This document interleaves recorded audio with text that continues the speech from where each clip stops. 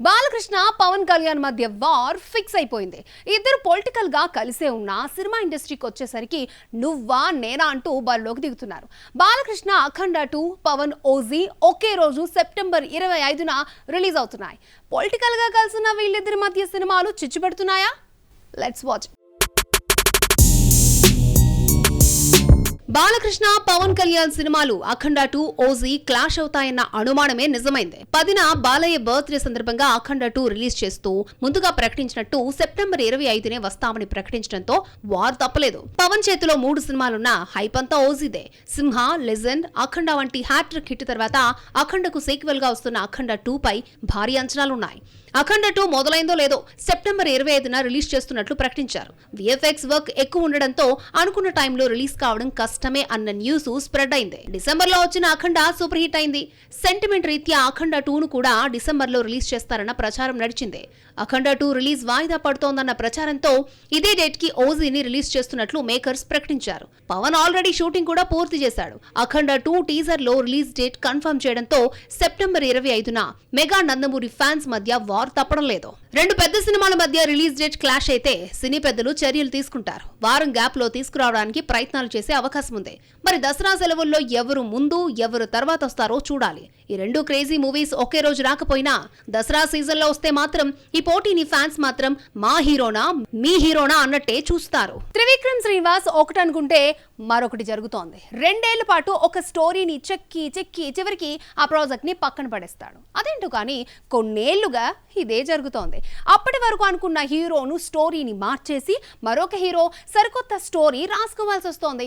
అయితే గతంలో కాకుండా 5-6 నెలల్లో కథని రెడీ చేసేస్తున్నాడు త్రివిక్రమ్. తక్కువ టైంలో చుట్టేసిన కథలో విషయం ఉండడం లేదా? Have look. ఎవరికైనా హిట్టు పడితే చెలరేగిపోతారు. కానీ త్రివిక్రమ్ మాత్రం డల్ అయిపోతున్నాడు. స్టార్ డైరెక్టర్ అన్న పేరే కానీ హీరో కథ విషయంలో క్లారిటీ ఉండడం లేదు. అలవైకుంఠపురంలో బ్లాక్ బస్టర్ తర్వాత త్రివిక్రమ్ పరిస్థితి అగమ్యగోచరంగా తయారైంది.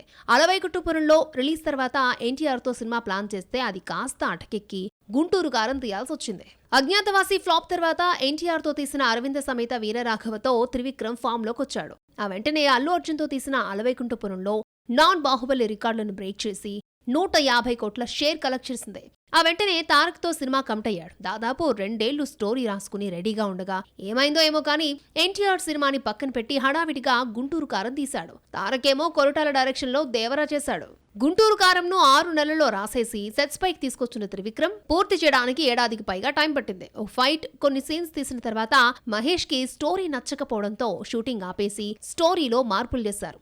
ఎట్టికేళ్లకు సినిమా రిలీజ్ చేస్తే బ్రేక్ ఈవెన్ కాలేదు. హడావిడిగా చుట్టేయడంతోనే సినిమా ఫెయిల్ అయిందంటూ మహేష్ ఫ్యాన్స్ త్రివిక్రమ్ ను ట్రోలింగ్ చేశారు.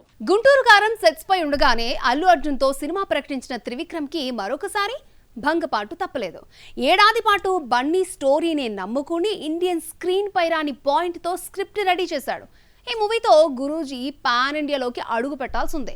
మైథలాజికల్ థ్రిల్లర్ కావడంతో షూటింగ్ మరింత లేట్ అవుతుందని భావించిన బన్నీ అట్లీ మూవీకి కమిట్ అయ్యాడు అన్న వార్త బయటకు వచ్చింది. అయితే త్రివిక్రమ్ మాత్రం బన్నీ మూవీ పక్కన పెట్టి 2 సినిమాలు లైన్లో పెట్టాడట.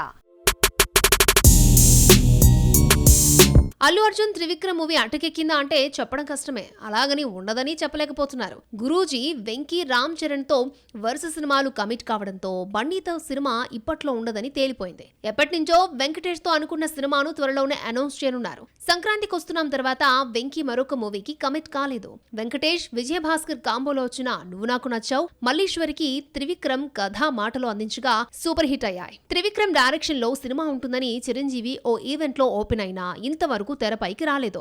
అనుకోకుండా రామ్ చరణ్ ను డైరెక్ట్ చేయనున్నాడు. ఆల్రెడీ స్టోరీ లైన్ కూడా ఓకే అయిందని తెలిసిందే. బుచ్చిబాబు డైరెక్షన్ లో నటిస్తున్న పెద్ది పూర్తి కాగానే రామ్ చరణ్, సుకుమార్ డైరెక్షన్ లో నటించాల్సి ఉంది. ఈలోగా త్రివిక్రమ్ మూవీ ఉంటుందా లేదంటే సుక్కు మూవీ తర్వాతే సెట్స్ పైకి వస్తుందా అన్నది చూడాలి. దీపికా పదుకునేకు డబ్బు పిచ్చి పట్టిందా? కదా క్యారెక్టర్తో పని లేదా? ఫ్యాన్సీ ఆఫర్ ఇస్తేనే డేట్స్ ఇస్తుందా? రీసెంట్గా కొత్త సినిమాల ఎంపిక చూస్తుంటే డబ్బు తప్ప మరేది పట్టదు అనిపిస్తోందా? మనీ విషయంలో దీపికా పదుకుని ఎందుకంత నిక్కచ్చిగా డబ్బే ప్రపంచంలా బతికిస్తోంది? చూద్దాం. ఒకవైపు గ్లామర్, మరోవైపు పర్ఫార్మెన్స్ ఉన్న దీపిక పదుకునే చాలా కాస్ట్లీ హీరోయిన్ అయిపోయింది. దీపిక మాత్రమే కావాలంటే చెట్టెక్కి కూర్చుంటుంది. ఆమె అడిగినంత ఇవ్వాల్సిందే. ఇలా రెమ్యునరేషన్ పెంచుకుంటూ ఇండియాలో ఎక్కువ రెమ్యునరేషన్ తీసుకుంటున్న హీరోయిన్ గా 10 ఏళ్ల నుంచి టాప్ ప్లేస్ లో ఉంది దీపిక. రెమ్యునరేషన్ తక్కువైనా కథ, క్యారెక్టర్ నచ్చితే సైన్ చేసే హీరోయిన్స్ కూడా ఉంటారు. హీరో, డైరెక్టర్ పట్టించుకోకుండా కథ, క్యారెక్టర్ ను మాత్రమే చూస్తుంది సాయి పల్లవి. కానీ దీపిక ఇంపార్టెన్స్ మాత్రం రెమ్యునరేషన్కే. ప్రభాస్, సందీప్ వంగ సినిమా స్పిరిట్ లో ముందుగా దీపికనే తీసుకున్నారు. ఏమైందో ఏమో కానీ బయటకొచ్చేయడంతో దీపిక ప్లేస్ లో తృప్తి డిమ్రీని తీసుకోవడంతో అసలు రచ్చ మొదలైంది. దీపిక రెమ్యునరేషన్ కు డైరెక్టర్ షాక్ అయ్యాడట. స్పిరిట్ లో దీపిక 35 రోజులు వర్క్ చేస్తే చాలు, ఆమె పోర్షన్ పూర్తవుతుంది. 35 రోజుల కోసం 25 కోట్లు డిమాండ్ చేసిందని సందీప్ నో చెప్పడంతో సినిమా నుంచి దీపిక తప్పకుందన్న వార్త సోషల్ మీడియాలో స్ప్రెడ్ అవుతోంది. తెలుగులో డబ్బింగ్ చెప్పడానికి దీపిక అంగీకరించకపోవడం కూడా డైరెక్టర్ కు నచ్చలేదట. మరి దీపిక ప్లేస్ లో వచ్చిన తృప్తి దిమ్రీతో డబ్బింగ్ చెప్పిస్తాడేమో చూడాలి. మరి స్పిరిట్ కి నో చెప్పడం, అల్లు అర్జున్ అట్లీ మూవీకి సైన్ చేయడం చూస్తుంటే దీపిక పదుకునే రెమ్యునరేషన్ కోసమే మనసు మార్చుకుని బన్నీ మూవీకి సైన్ చేసిందా అనిపిస్తోంది. స్పిరిట్ తో పోల్చుకుంటే అల్లు అర్జున్ మూవీకి 7 కోట్లు ఎక్కువగా 32 కోట్లు ఆఫర్ చేశారు. పుష్ప 2తో బన్నీ, జవాన్ హిట్ తో అట్లీ ఫామ్ లో ఉన్నారు.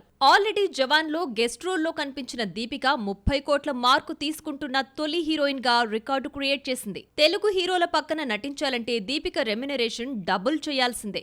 కల్కి ముందు వరకు హిందీలో 12-14 కోట్లు మాత్రమే తీసుకున్న దీపిక ఎప్పుడైతే కల్కి మూవీతో తెలుగులోకి అడుగుపెట్టిందో 18 కోట్లు డిమాండ్ చేసింది. అల్లు అర్జున్ అట్లీ మూవీ హీరోయిన్ గా 32 కోట్లు తీసుకుంటూ హైయెస్ట్ పెయిడ్ హీరోయిన్ గా టాప్ లిస్ట్ లో 10 ఏళ్ల నుంచి కంటిన్యూ అవుతోంది దీపిక. సినిమాల రిలీజ్ డేట్స్ హీరోలు, డైరెక్టర్స్, నిర్మాతల చేతుల నుంచి వెళ్లిపోయింది. సినిమా పూర్తయినా ఎప్పుడు విడుదల చేయాలో ఓటీటీ నిర్వాహకులు చెప్పాల్సిందే. వాళ్ళు చెప్పిన డేట్ కు రిలీజ్ చేయకపోతే దిబిడే. ఎందుకు వచ్చిన గొడవ అంటూ ఓటీటీలు నిర్ణయించిన తేదీకే రావాలని ఎదురు చూస్తున్న ఆ సినిమాలేంటో చూద్దాం. వీరమల్లు, ఘాటి, తమ్ముడు, కింగ్డమ్ రిలీజెస్ ఓటీటీ చేతుల్లో ఉన్నాయి. జూలై 4న తమ్ముడు రిలీజ్ కి గ్రీన్ సిగ్నల్ ఇవ్వడంతో ఆల్రెడీ ప్రమోషన్ వీడియో కూడా రిలీజ్ చేశారు. 11న ట్రైలర్ రిలీజ్ చేస్తామంటున్నారు. తమ్ముడిగా నితిన్ నటిస్తున్న ఈ cinema Vakeel Saab fame Venu Sriram direction లో దిల్ రాజు నిర్మించాడు. వరుస ఫ్లాపుల్లో ఉన్న నితిన్ ఈసారి పోటీ లేకుండా రావాలనుకున్నాడు.